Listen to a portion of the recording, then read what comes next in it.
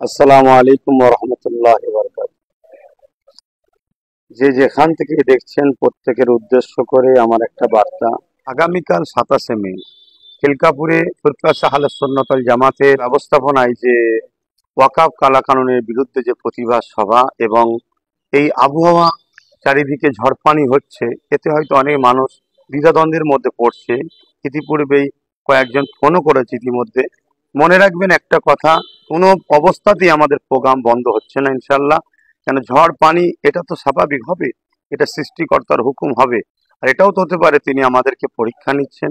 আর আমাদের আন্দোলন সংবিধান বাঁচানো এবং ইসলাম ধর্মের ঐতিহ্য মসজিদ মাদ্রাসা কবরস্থান খানকা যেটা ওয়াকাফ সম্পদ, এটাকে বাঁচাবার লড়াইতে এই সামান্য ঝড় পানিকে দেখে আমাদের পিছিয়ে গেলে বা ঘরে বসে গেলে এটা আমাদের চলবে না। তাই ইনশাল্লাহ কোনোভাবেই আমাদের এই প্রোগ্রাম বন্ধ হচ্ছে না। যাই হোক, ঝড় হোক, পানি হোক, তুফান হোক, ইতিপূর্বে আমরা বহুত প্রোগ্রাম ভিজে ভিজে কাদাতে করেছি। আগামীকাল ওয়াকাফ কালা কানুনের বিরুদ্ধে আমাদের এই প্রতিবাদ সভা অবশ্যই হবে ইনশাল্লাহ।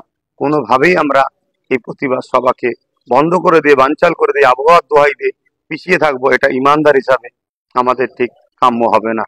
আশা রাখছি আমার ভালোবাসার মানুষ যেভাবে বিগত দিন আমার ডাকে সাড়া দিয়েছেন, আগামীকালকে 27শে মে মঙ্গলবার খিলকাপুর মাঠে আপনারা সকলে আসবেন। সুস্থ থাকেন, ভালো থাকেন, আল্লাহ হাফেজ।